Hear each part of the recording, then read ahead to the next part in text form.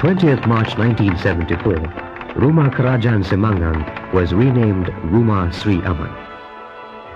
Behind this simple ceremony lies a story of the greatest significance to the people of Malaysia. The events leading to Operation Sri Aman began at the General Hospital, Kuching. On 13th October 1973, the Chief Minister, Dato' Patinggi Haji Abdul Rahman Yaakob, received a letter from Bong Ki Chok, Director and Political Commissar of Paraku and Central Member of the North Kalimantan Communist Party. Pengarah dan Political Commissar Paraku telah menulis surat kepada saya. Bong Ki Chok said that he and his colleagues would agree to lay down arms for the realization of peace in the state and to carry out reconstruction and development. Operation Sri Aman, which was immediately launched, led to a major breakthrough in the long and costly war against the communist guerrillas in Sarawak. Pembaharuan politik dan sosial menurut perlembagaan Malaysia.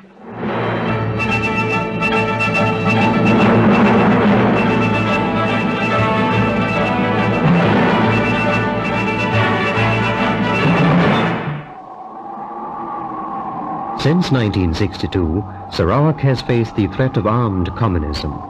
The Sarawak Communist Organization tried to seize political power through a so-called armed struggle.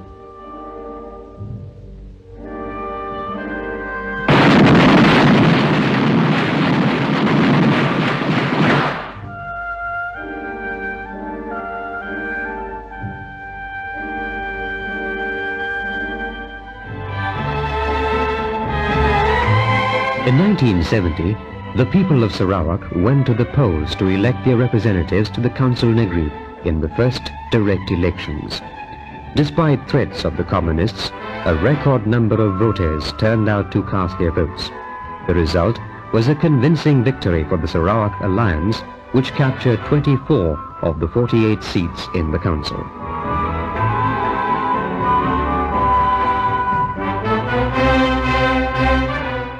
Dato' Patinggi Haji Abdul Rahman Yaakob, who resigned as Federal Education Minister to contest the elections, won by a handsome margin.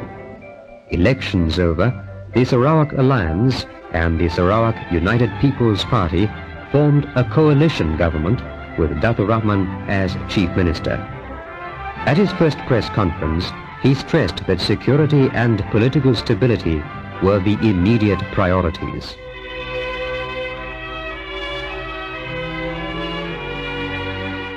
At the reconvening of Council Negeri in 1971, members of the state coalition government took their place in the council for the first time. In spelling out the aims and objectives of the new government, His Excellency, Yang di-Pertua Negeri, said the war against the terrorists would be intensified while development in all fields would be accelerated. The government was aware that terrorist groups were trying to establish permanent guerrilla bases from which they could carry out their so-called armed struggle. Security forces mounted a series of operations to seek out and destroy the enemy.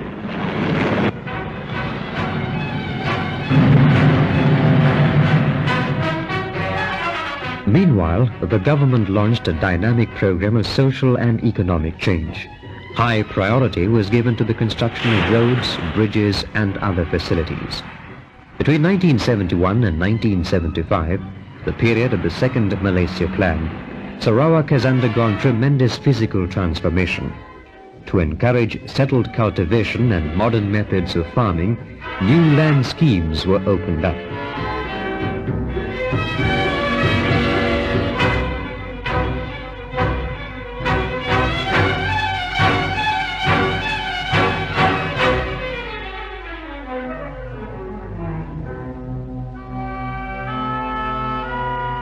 Due to severe pressure by our security forces, the communist guerrillas were forced to change their tactics.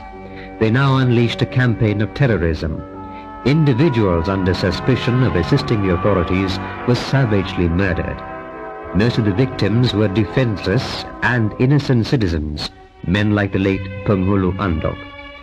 Speaking at his funeral, the Chief Minister condemned the terrorists for their cowardice and dastardly crimes.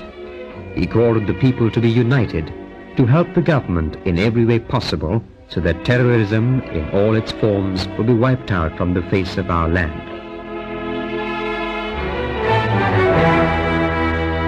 To streamline the forces of war, the Chief Minister established a Joint Operations Council comprising representatives of the security forces, the police and the civil administration. This was to ensure the closest coordination and cooperation in all future operations against the communist terrorists. Adat Bukurung, udah dipejalai ke baru, hari pukul 2 lemai, ngagai pukul... On 8th August 1971, the government mounted a major civil military operation codenamed Ngayao. The operation was launched simultaneously in Cebu, Sarike and Binatang towns, all in the then 3rd Division.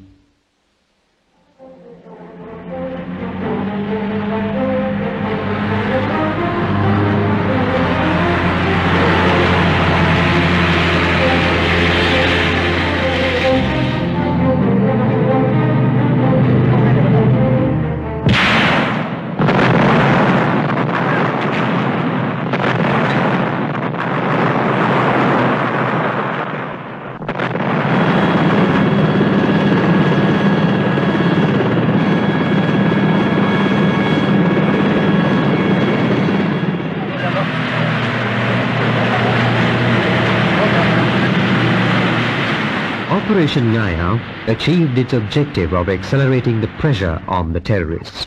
It marked a new phase in the concerted effort to dislodge and eliminate the communist guerrillas from the state once and for all. The operation seriously disrupted the efforts of the terrorists to secure an effective foothold in the 3rd, 6th and 7th Divisions.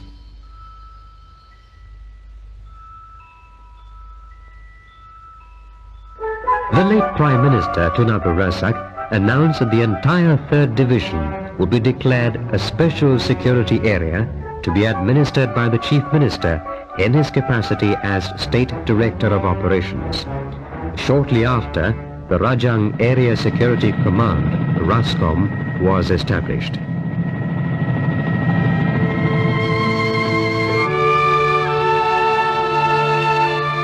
It is the policy of the government to persuade the guerrillas to give up their futile struggle, to come out from the jungle, to renew themselves and to rejoin society. Appeals have been made over radio, by voice aircraft, and by the airdropping of leaflets and safe conduct passes. Those who have taken advantage of the government's generous offer have received fair treatment.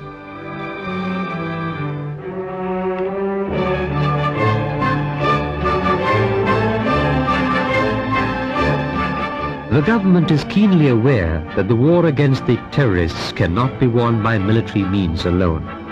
Total victory can only be achieved if there is the fullest cooperation and total involvement by all our people. At anti-communist rallies, the Chief Minister and local leaders called on the Rakyat to support wholeheartedly this fight against the communist bandits. The response has been tremendous. For the first time, a partnership is forged between the people and their elected leaders. It was a partnership based on trust, on a common desire to see the end of the conflict and the early restoration of peace in the state.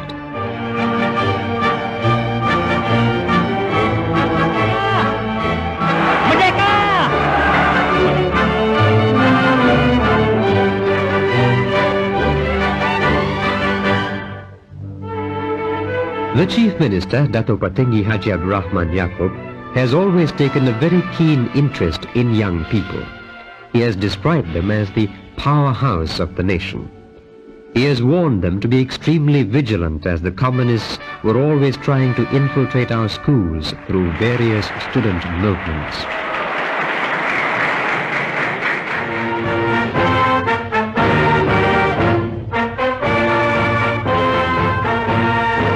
1972, a new front line was created in the fight against the terrorists. In response to a call by the Chief Minister, thousands of volunteers joined the Pasukan Keselamatan Kampung Vigilante Corps. With arms provided by the government, the people could not only defend themselves, but fight back as well.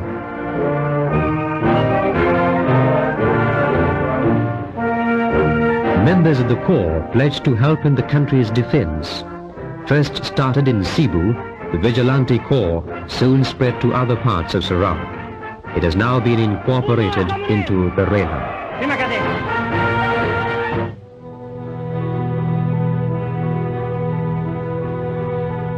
The role of the Malaysian security forces is not confined to defense alone.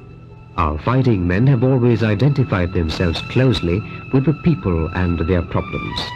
Army medical teams provide an invaluable service to those living in remote areas.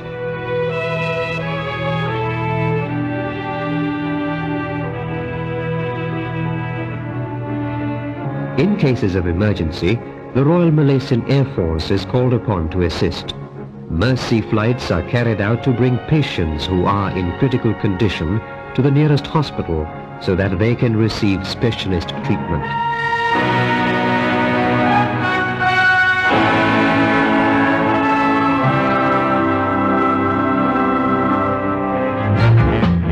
Army personnel are also involved in development. In the outlying areas, it is a common sight to see our soldiers building roads, bridges and other facilities for the benefit of the Rakyat. To promote closer understanding and better relationship between the public and the security forces, goodwill visits for village leaders have been organized. Through such tours, a better knowledge is gained on the role of the armed forces and the resources that are available to them in carrying out their duties.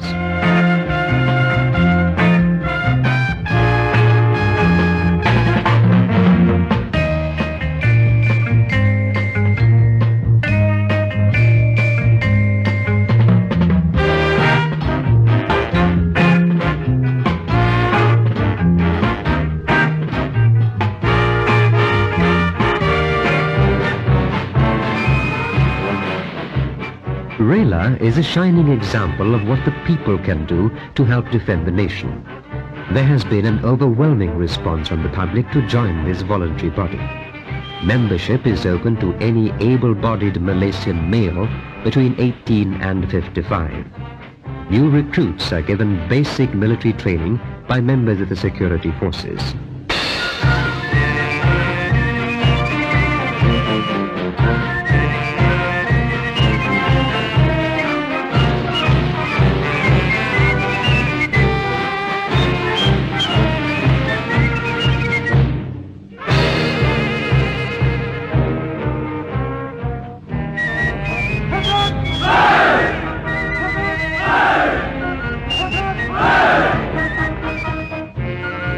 As the eyes and ears of the government, Rela plays an important role in the task of maintaining peace and security in the country. Rela members are always on the alert for any subversive movement. The main task of Rela units is to patrol the area in and around their own town or kampung in order to guard against terrorist infiltration.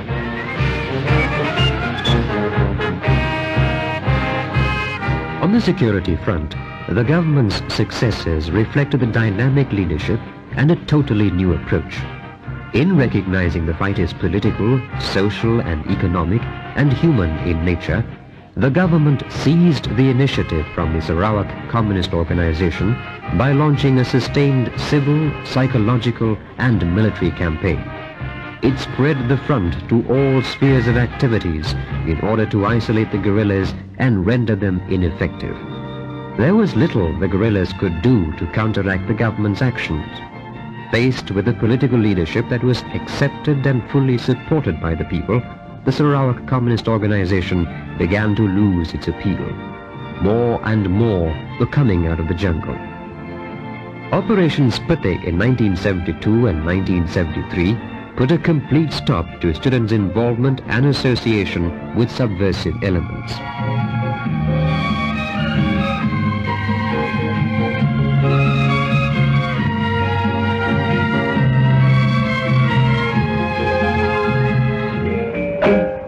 1973 marked the first decade of Sarawak's independence through Malaysia. Opening the Dewan Pembangunan Tun Abdul Razak, our late Prime Minister praised the Sarawak coalition government for its leadership in bringing political stability to the state and for its magnificent efforts in controlling the emergency situation. He pledged the full support of the federal government in the great task of building a better and more prosperous Sarawak. Two events filled with symbolism marked this historic occasion: the introduction of the new state flag and the new state anthem.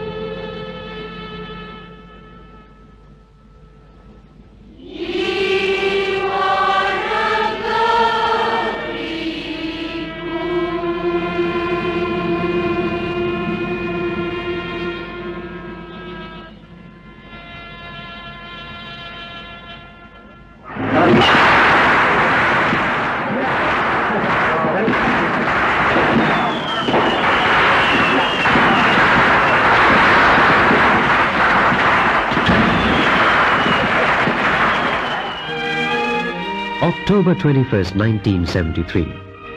Following a series of secret meetings, a memorandum of understanding was signed. With the launching of Operation Sri Aman, security operations were halted to enable the guerrillas to withdraw from the jungle.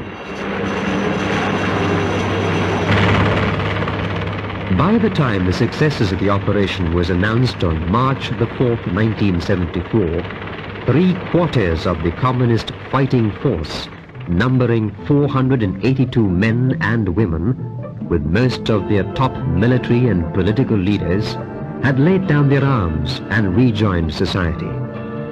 Under the terms of the Memorandum of Understanding, the men and women who had come out from the jungle are guaranteed their freedom. They know full well that under our constitution, communism is outlawed, and no one in Malaysia is allowed to do anything which is prejudicial to the security of the country.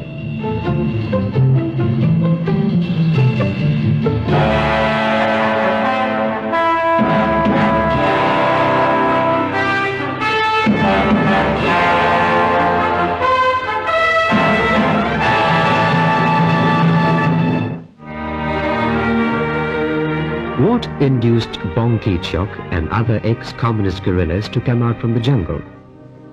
In his statement, Bong said, "Due to the internal changes and development in the country, and inspired by a speech given by Dato' Patinggi Haji Abdul Rahman Yaakob during the 10th anniversary celebration on the need to build up the country, we felt it was a wise thing to stop the armed struggle and restore peace in the country." So, after 11 long and costly years of insurgency, the major breakthrough had at last been achieved. It was the biggest and most significant news in the state's independence decade. On March 4th, 1974, the Chief Minister and Director of Operations Sarawak, Dato' Patinggi Haji Abdul Rahman Yaakob, and the Federal Minister for Home Affairs, Tan Sri Ghazali Shafi'i, announced before 100 representatives of local and international press and state dignitaries that peace had returned to Sarawak. It was an announcement that took them, and particularly the 12 million people in Malaysia, by a pleasant surprise. For Sarawak had not seen peace since the Brunei Rebellion of December 1962, before Malaysia came into being. Up to 1974, the armed struggle, which had been inherited from the colonial period, had sorely taxed the precious energy and resources of the government. The historic announcement was televised on closed circuit for the benefit of thousands of people gathered outside the Dewan Pembangunan Tun Abdul Razak.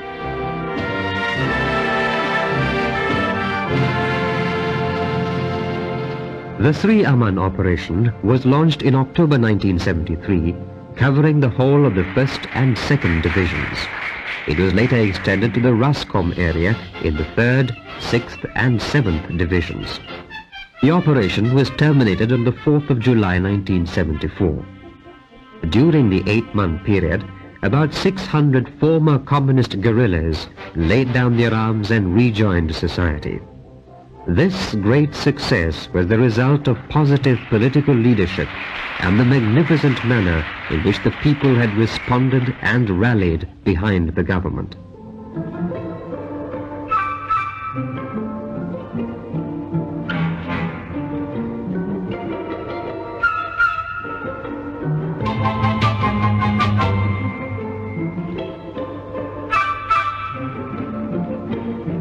The Chief Minister explained, the men and women who have come out have said that they want to work legally for the political and social change. They know that under our constitution, all communist organizations and activities are illegal, but there is plenty of scope for anyone to work for change and progress within our society and within the law. The government had accepted the offer to negotiate for peace because we have been guided by our desire to see an end of conflict so that we can concentrate all our time and thought and resources on the job of building a new and better surround.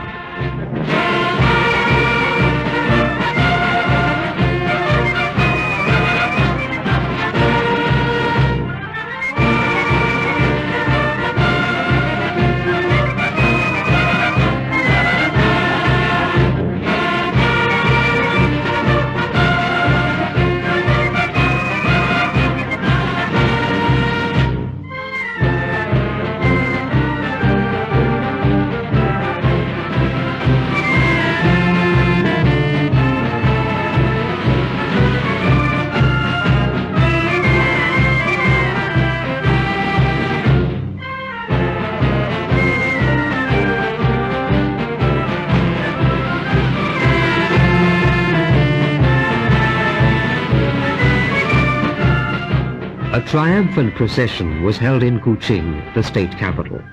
Soon after, the Chief Minister toured many parts of the state to explain to the people what had taken place.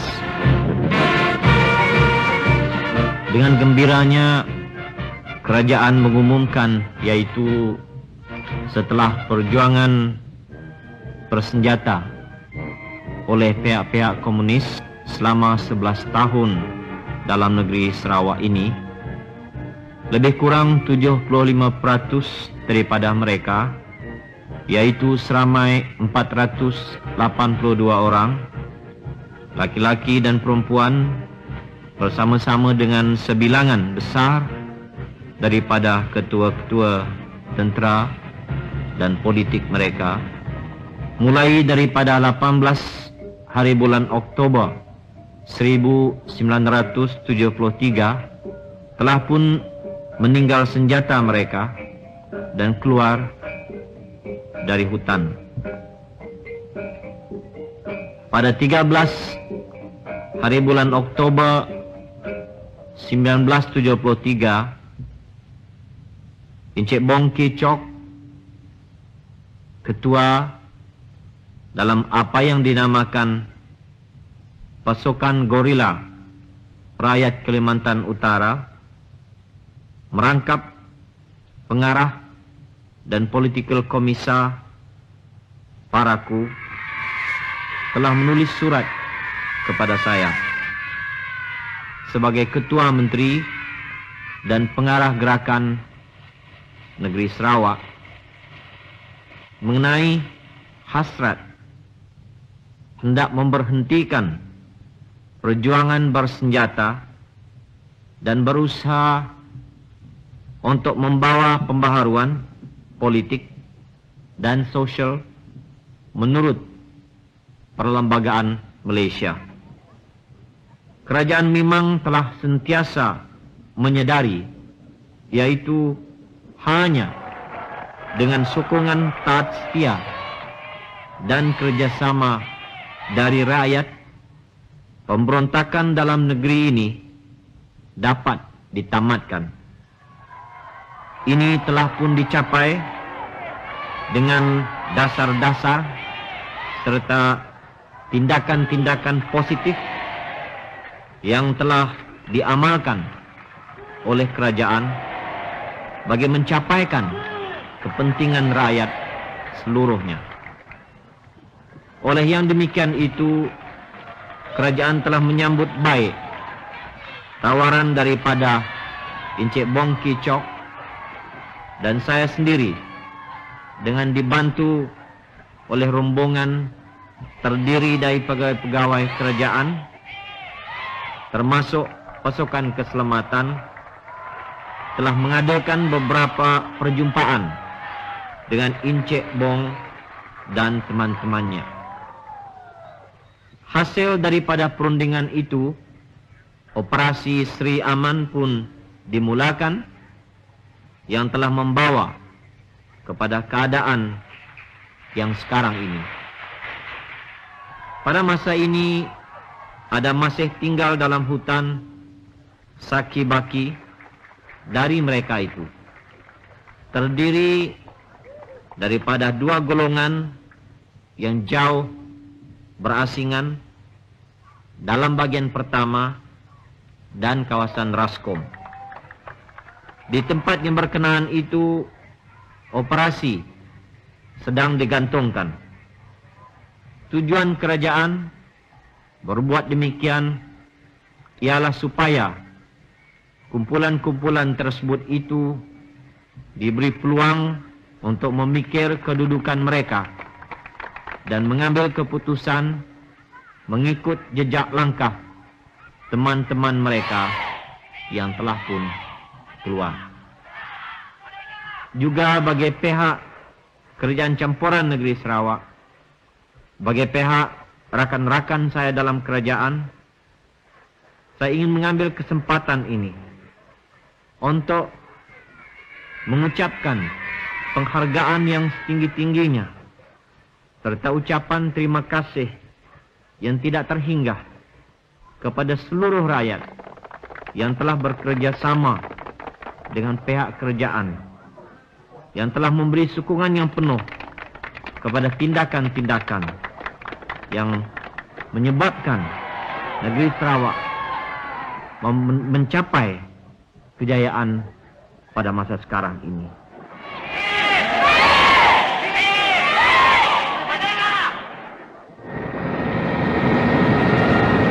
Because all meetings between the Chief Minister and Bong Kicok, as well as the signing of the Memorandum of Understanding, were held at Rumah Kerajaan Semangang, the building was renamed Rumah Sri Aman.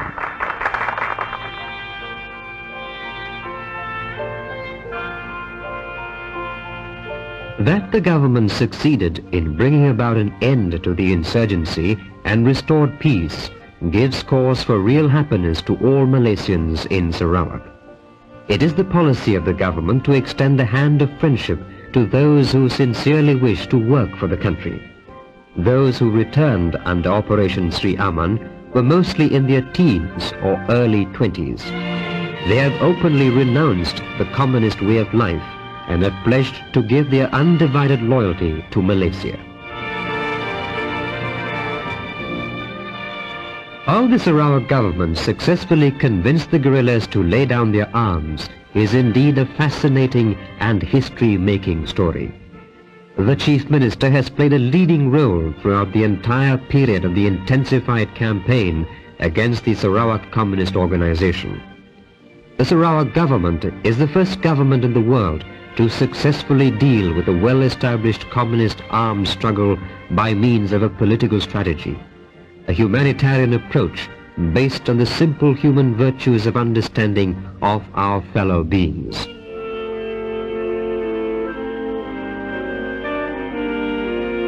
All the former guerrillas undergo a rehabilitation program drawn up by the government so that they can adjust themselves in society.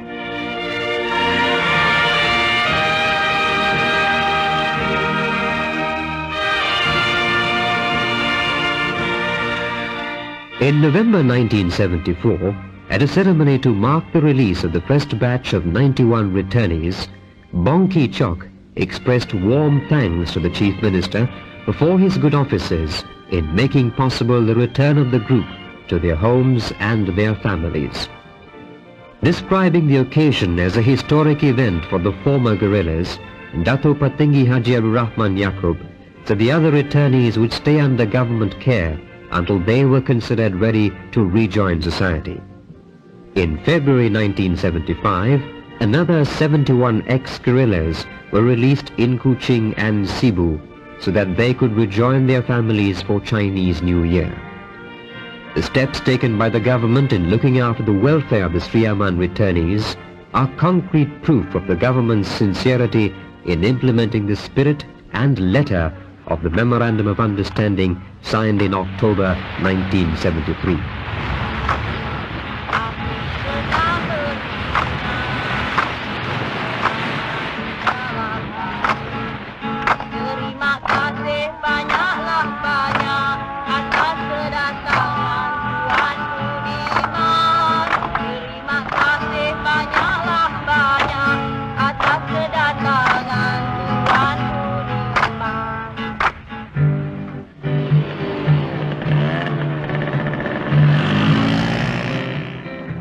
The government strongly feels that once returnees rejoin society, they must be treated as any ordinary citizen.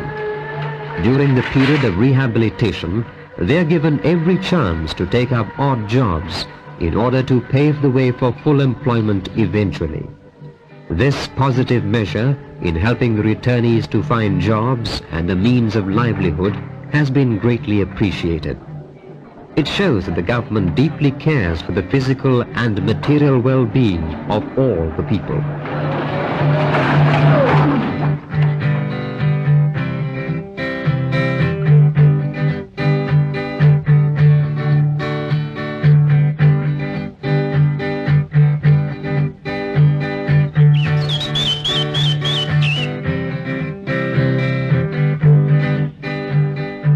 Those who have returned home earlier have now settled down very well and are leading a happy and normal life.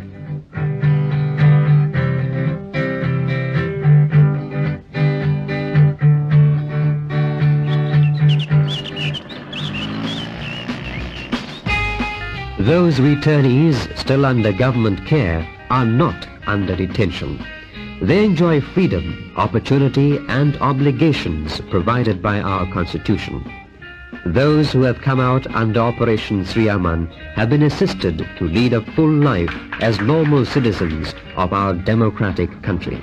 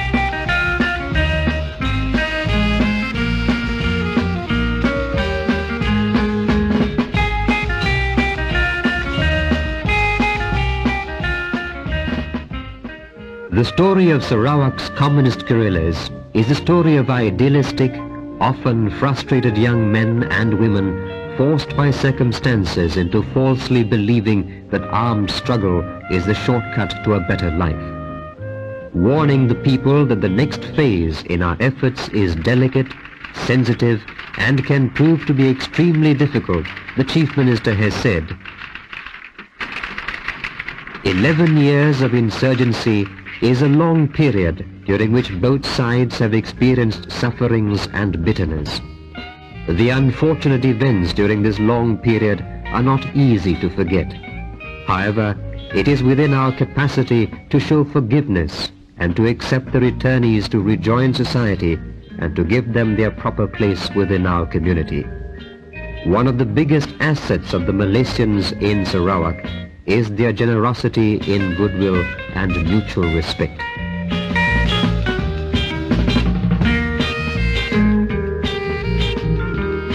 The Sri Aman's success is a tribute to the people in Sarawak.